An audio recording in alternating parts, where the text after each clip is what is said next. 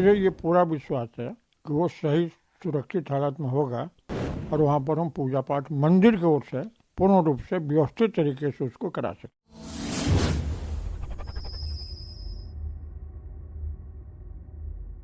जो भी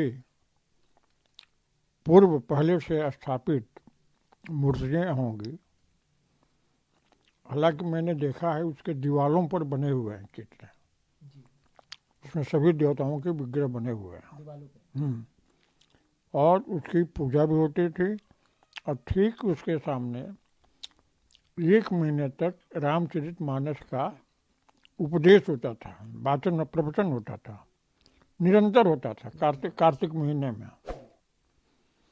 बीच बीच में और भी वहाँ पर कार्यक्रम होते रहे। तो मुझे ये पूरा विश्वास है कि वो सही सुरक्षित हालत में होगा और वहाँ पर हम पूजा पाठ मंदिर की ओर से पूर्ण रूप से व्यवस्थित तरीके से उसको करा सकेंगे। वैसा हमको हमारे परिसर में ही है, वो कहीं बाहर जाना नहीं है। अब परिसर में होने का लाभ ये है कि हमारे पास जो भी पुजारी हैं, अर्चक हैं, वो पर्याप्त मात्रा में है। उसमें किसी 5 को हम ड्यूटी पर लगा देंगे, सुबह शाम रात तक उसका पूजन भजन जो भी विधि सम्मत तरीका है उससे होगा। तो पहले एक बार उसको देख लेने की ज़रूरत है, उसको समझ लेने की ज़रूरत है।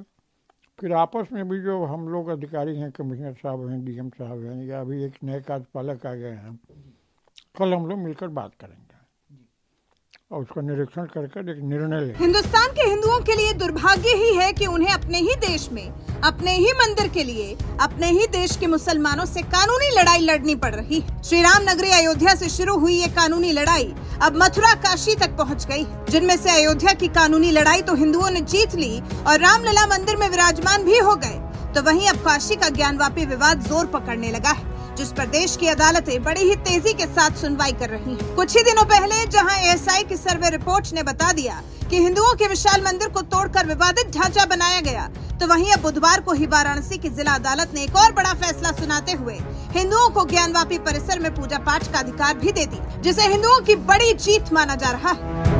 साल 1993 में जब देश की सत्ता कांग्रेस संभाल रही थी, उसी दौर में काशी के ज्ञानवापी परिसर के व्यास तहखाने में होने वाली पूजा पर रोक लगा दी गई थी।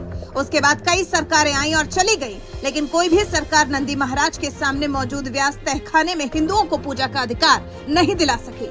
ये अधिकार हिंदुओं को 30 साल बाद 31 जनवरी 2024 को नसीब हुआ, जब मोदी योगी राज में वाराणसी की जिला अदालत ने ऐतिहासिक आदेश सुनाते हुए हिंदुओं को व्यास तहखाने में पूजा का अधिकार दे दिया।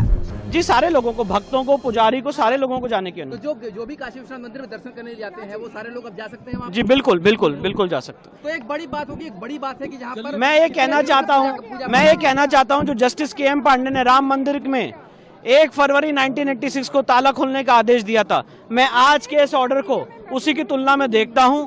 ये इस केस का टर्निंग पॉइंट है, बहुत ऐतिहासिक ऑर्डर है, और जो एक सरकार ने अपनी पावर का दुरुपयोग करते हुए हिंदू समाज की पूजा पाठ रोकी थी, आज कोर्ट ने उसको अपनी कलम से रेक्टिफाई किया है और वहां पे पूजा पाठ के आदेश दिए। रोकने का कोई लिखित आदेश नहीं था उस समय? रोकने का कोई लिखित आदेश नहीं था। आज भी कोई रिटर्न ऑर्डर किसी भी गवर्नमेंट के पास नहीं है कि वहां पे पूजा पाठ कैसे रोकी गई। तो अब माना जाए कि स्वामित्व के अधिकार के ये पहला चरण है?